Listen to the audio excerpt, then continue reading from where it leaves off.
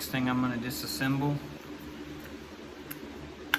Got to get this piece off from this piece so I can get paint back in there on those arms. Here's what the back side looks like. I believe you just have to push these pins out.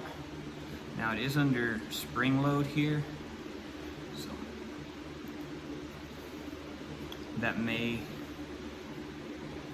that'll definitely come off and have to come back over this arm.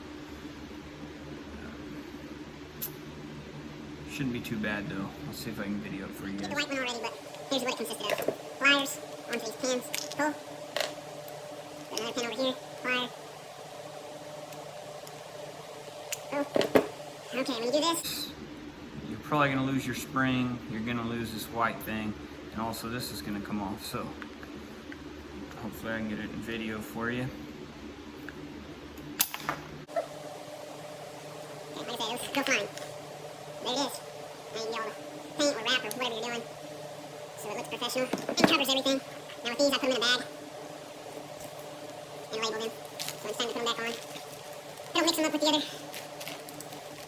You get these little rubbers right here.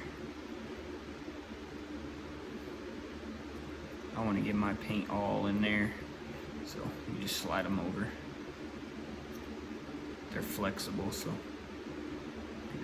then you can get your paint right up to it and not have paint on your rubbers. It looks more professional.